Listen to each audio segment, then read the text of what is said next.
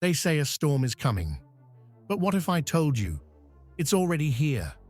By 2030, close to 400,000 Jamaicans will be over the age of 60. That's more people than the entire population of St. Anne. And here's the real shocker. By 2050, 1 in every 3 Jamaicans could be a senior citizen. We are not just growing older. We are aging fast, quietly, and dangerously unprepared. Meet Miss Mavis. She's 76. She worked as a domestic helper for most of her life, raised 5 children. Now she lives alone in rural St. Elizabeth. Her knees hurt, she has high blood pressure, and the money she receives from her pension every 2 weeks barely covers her medication, much less food or electricity. Miss Mavis isn't just a story. She's a mirror. Thousands of Jamaican seniors are living this exact reality. Proud, hard-working citizens now struggling just to survive. This isn't the future. It's today, right now. The numbers don't lie. Jamaica is getting old. Once, we were known for our youthful population. Now, the over 60 crowd is the fastest growing age group on the island. In 2001, there were about 265,000 seniors. By 2030, that number will hit 450,000. And by 2050, we are talking over 800,000. The old, those 80 and older, are growing the fastest. And this group often needs the most care, the most support. Some are living with dementia or can no longer walk on their own. Most are women. Many live alone. Our population pyramid isn't a pyramid anymore. It's becoming a column. And with fewer children being born and younger people migrating, there are fewer hands to care for aging parents and grandparents. Can the system handle what's coming? Here's where things get painful. Jamaica's healthcare system is already under pressure. Add thousands more elderly patients, many with chronic illnesses like diabetes, heart disease, and arthritis, and the system starts to crack. Long lines at clinics, not enough doctors, medication shortages. In some rural areas, people travel miles to see a nurse, if one is available. And long-term care? That's mostly left to the family. But families are smaller now. Children live abroad. Caregiving often falls to one person, usually a daughter or granddaughter, who is also juggling work, children, and bills. It's a quiet crisis, but it's loud in the lives of the people living it. The hidden cost we don't talk about. Seniors spend more on health care, but most don't have health insurance. Only about 28% of them are covered. The rest, they pay out of pocket or go without. Many rely on the National Insurance Scheme, NIS, but that's only if they contributed enough. And in Jamaica's large informal economy, many didn't. So they age without a safety net. Then there's elder abuse. Yes, it happens here. Often behind closed doors, verbal abuse, neglect, financial exploitation, sometimes even violence, and most cases are never reported. We say we love our elders, but are we protecting them? And we're still pretending we have time to get ready. But this aging wave is already hitting hard. So what can we do? Complain? Panic? No. Because here's the powerful truth. There are opportunities in this crisis, from burden to possibility. Yes, aging brings challenges, but it also brings wisdom, experience, potential. Retirees can mentor the youth. They can start businesses.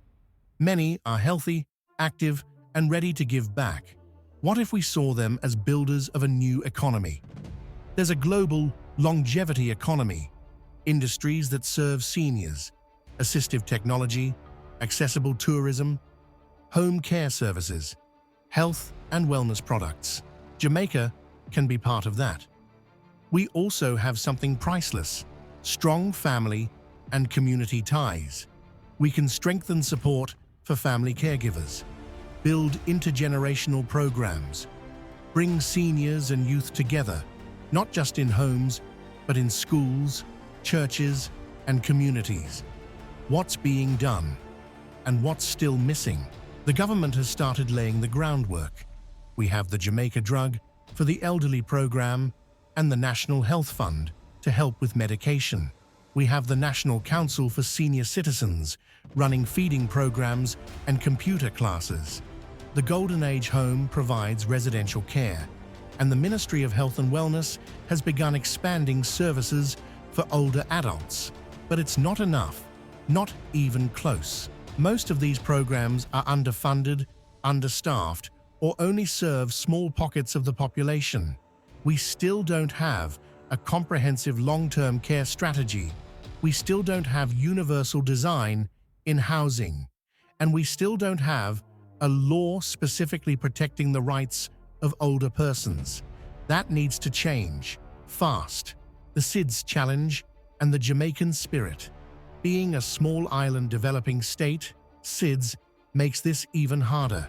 We face hurricanes, rising sea levels, limited money, and a brain drain that pulls our nurses and doctors overseas. When disaster strikes, seniors are often left behind, struggling to evacuate, access medication, or even get clean water. But even with all these challenges, Jamaica has something powerful: resilience. Our culture teaches us to respect elders. Our churches and community centers are already doing the work.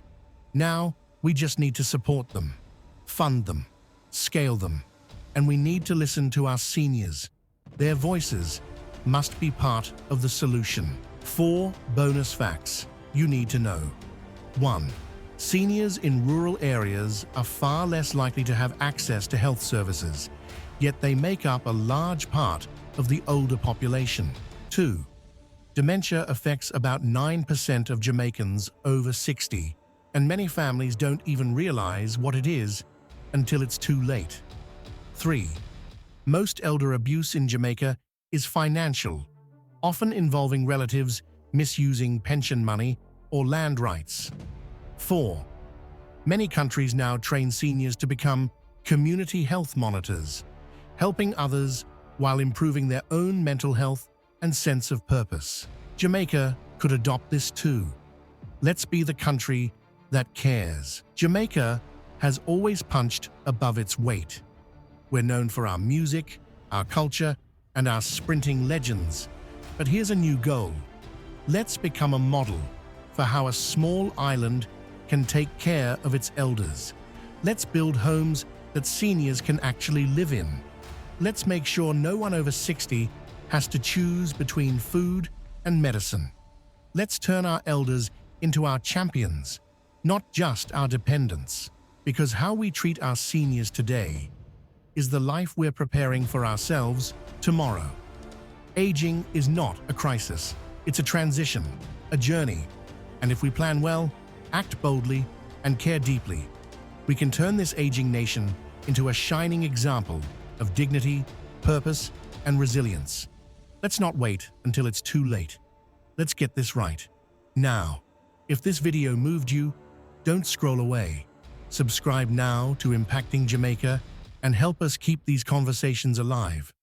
Because how we care for our elders is how we shape our future. Let's build a better Jamaica together.